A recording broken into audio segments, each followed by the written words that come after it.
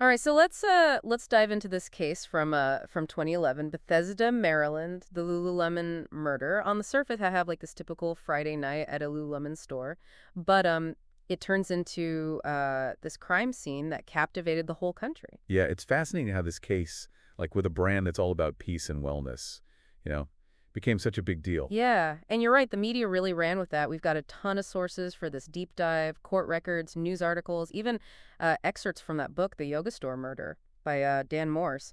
And everyone seemed to want to understand how this ordinary store became the scene for such a horrific act. So, where did it all go so wrong? Well, the initial discovery of the crime scene, it was a mess. The manager, she found the door unlocked, merchandise everywhere, mannequins knocked over. It was obvious something bad had happened. She heard, like, moaning coming from inside, so she got help from someone passing by. And that's when they found Jana Murray, one of the employees, dead in the back hallway, face down, pool of blood, something tied around her neck. And then there was Brittany Norwood, the other employee who had closed up with Jana, found tied up in the bathroom with blood on her face. Norwood said at first that two guys in masks had attacked them. A robbery gone wrong, sexual assault, all that. She claimed she barely got away. Seemed like a pretty simple case of a violent attack Right. by these unknown people. Yeah, but then the evidence started telling a whole different story. What looked like an open and shut case turned into a twisted web of deception. One of the first things that investigators noticed was how brutal Jana Murray's injuries were. Over 331 wounds, from at least 5 different weapons, a knife, a hammer, maybe even stuff from the store's toolbox. This kind of violence.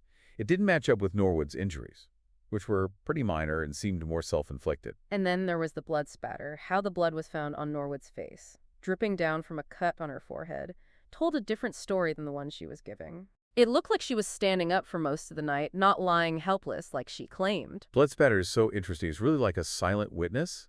And in this case, it directly contradicted Norwood's story. And then you have the footprints, another piece of evidence that didn't fit. Right, they found 2 sets of bloody footprints there. One matched Norwood's shoes, which makes sense, but the other set, they were men's, size 14 Reeboks, found inside the store. And here's the thing, neither set of footprints led to either exit. It's like they just appeared and disappeared. Exactly, staging. Investigators see this a lot when someone's trying to control how the story looks, purposely putting things places, messing things up, to make it look like something it wasn't. So if those men weren't real, what really happened that night? What could lead to something so brutal in a place like that? Well, one piece of the puzzle came from the Apple store next door. Oh, right. Employees from that store. They said they heard a fight through the wall the night of the murder, and this was way before closing time, which poked another hole in Norwood's timeline, because she said the attack happened much later, Right. after those supposed intruders got in. And they didn't just hear noises. They said they heard women arguing. One voice pleading, "Talk to me, don't do this, talk to me, what's going on?" Chilling. And then an even weaker voice crying out, "God help me, please help me." This totally shattered Norwood's alibi. It confirmed that there were no masked men, just 2 women. And something awful was happening between them. Then there was Murray's car, found abandoned at a farmer's market a few blocks away. Norwood denied having anything to do with the car at first, but eventually she admitted to moving it. And don't forget, the car had both Norwood's and Murray's blood in it. Why would her blood be in there if she wasn't involved? Right. This, along with the stuff from the Apple Store employees, really cemented her being at the scene. So if Norwood's story was all made up, what was the motive? Why go to such extremes to hide what she did? It seems pretty drastic. That's where the security check comes in. Seems like routine, right? Employees checking each other's bag for unpaid stuff before leaving. But that night, Murray found a pair of stolen pants in Norwood's bag. She called their manager to report it. And from what we've seen, that was standard procedure at Lululemon's. Nothing out of the ordinary. Right. But it seems like this is what set off everything. So what happened after that security check? Did things just spiral from there? Yeah, the manager told Murray she'd handle it the next day. But apparently that wasn't good enough for Norwood. She called Murray back.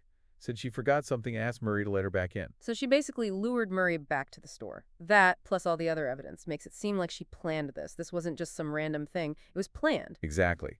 And it looks like things escalated pretty quickly. We can only guess what happened in those last moments. But the evidence points to a confrontation, a struggle, and then a brutal attack. Seems like Norwood completely lost it. And then, to try and cover it up, she staged the scene, used those big men's shoes to make it look like there were more attackers, made a mess of the place, and tied herself up. It was all a lie to shift the blame and make herself look like the victim. What's interesting is the way she staged it. The masked intruders, the robbery, the sexual assault. It's like stuff you see in the news and crime shows all the time. So she was playing on those fears, those ideas people already have, hoping to use that to make her story more believable. Exactly. It's scary how people can manipulate others like that, using those fears to their advantage. But like we've seen, the evidence exposed her lies. Those little things like the blood spatter and the footprints, they showed the truth. Right. The truth always comes out, doesn't it? It does. And in this case, it was those investigators and forensic experts who put all the pieces together to show what really happened. It makes you realize that even in these awful, chaotic situations, those tiny details, the ones we might miss, can be the key to finding the truth. Totally. This case shows how important forensic science is in investigations today. But beyond the forensics and the legal stuff, there's another layer to this story: the media's role in shaping what people think. You're right, this case was perfect for true crime. It had everything: an ordinary place turned crime scene, lies, a brutal murder, and a young woman who said she was the victim, but was actually the killer. No wonder it got so much attention. Yeah. And the media went all out covering it. We saw it on Snapped Forensic Files too, and even this year on Murder on the 21st. Seems people are still fascinated by it. I think part of why this case sticks with people is because of what Lululemon is, this brand that's all about peace and being healthy. And then you have this brutal crime. It's like this clash, like a violation. Yeah, that clash is definitely a big part of it. You had this place associated with yoga and mindfulness, turned into a scene of violence and lies. Makes you question your ideas about where danger is and who you can trust. It also taps into that fear we all have of the unknown, the idea that regular people can do terrible things. And that's something you see a lot in true crime, isn't it? The idea that evil isn't always some obvious bad guy. Sometimes it's hidden, disguised as something normal. It makes you face the fact that anyone, even someone you might see every day, could be capable of something awful. It's a scary thought, but it reminds us that you can't judge a book by its cover, and things aren't always what they seem. Speaking of how things seem, how was Brittany Norwood portrayed in the media? Did they make her out to be a monster? Or did they try to understand why she did it? That's a tough question. It gets to the heart of how we deal with evil. Do we just say someone's bad? Or do we try to understand what drove them? On the one hand, you have this carefully planned murder, and then this elaborate cover-up, which makes you think she was cold and calculating. It's easy to call someone like that a monster. Right. To separate yourself from the idea that someone normal could be capable of something so dark. But then you hear from people who knew her. They describe her as a normal young woman, into fitness, not someone you picture as a killer. And that's what makes this case so fascinating and so disturbing. It challenges what we think a murderer should be like. It also makes you wonder, are people born evil? Or is it something that can be brought out by certain situations, nature versus nurture, or maybe both? That's something people have been debating for ages, and there's no easy answer. But looking at these things, the psychology behind violence is important for understanding crime, and maybe even preventing it. So let's switch gears a bit. Let's talk about true crime itself. We've mentioned some TV shows that covered this case, but there's been a huge rise in true crime podcasts, and a lot of them have talked about the Lululemon murder, too. Yep, podcasts like Morbid and Generation Y have done episodes on it, and they go beyond just the facts. They look at the psychology of the people involved and the bigger societal impact of the crime. And that's where it gets really interesting, because true crime, when it's done well, can be more than just entertainment. It can teach us things and start conversations about important things like crime, justice, and what it means to be human. Definitely. It can raise awareness about victim advocacy, forensic science, and the justice system. But it's super important for the people making this content to approach these stories with respect and care, and to be accurate.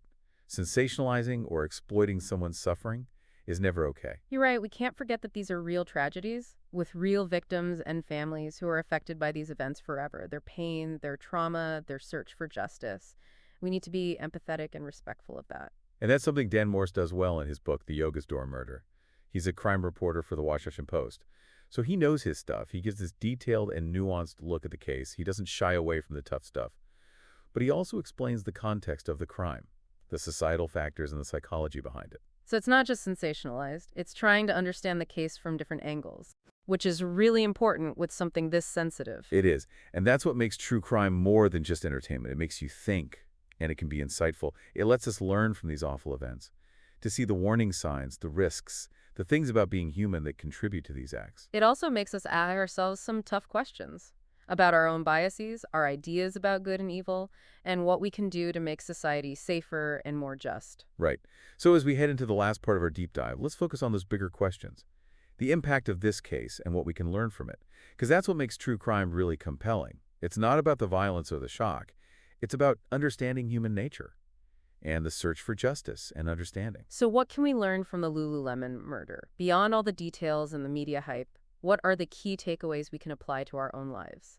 And our understanding of the world, for me, it's just how fragile life is. Yeah, it really is. You think things are normal, and then everything changes in a second. This case shows us that evil is real, even in places you'd never expect.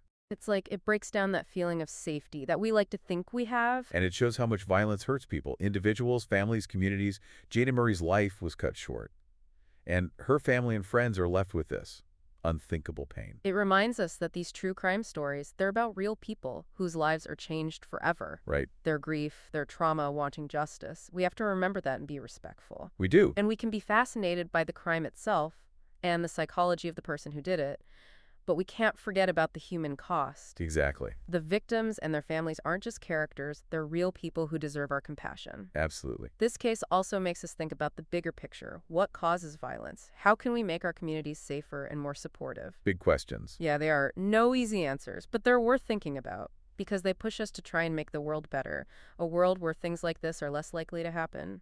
It's a call to action for all of us, not just the police or politicians, to be more aware, more caring, more involved in building a society where violence isn't the answer. So, as we wrap up this deep dive, I want to leave you with something to think about. A challenge, I guess. Don't just passively listen to true crime. Right. Let it spark conversations, make you think more deeply, and motivate you to do something good in your community. I like that. Whether it's supporting victims, promoting ways to resolve conflict peacefully, or just being more mindful of the people around you, we can all do something to make a more peaceful world. I agree. The Lululemon murder was a terrible tragedy, but maybe it could be a starting point for positive change. It's up to each of us to decide how we react, what we learn, and how we move forward.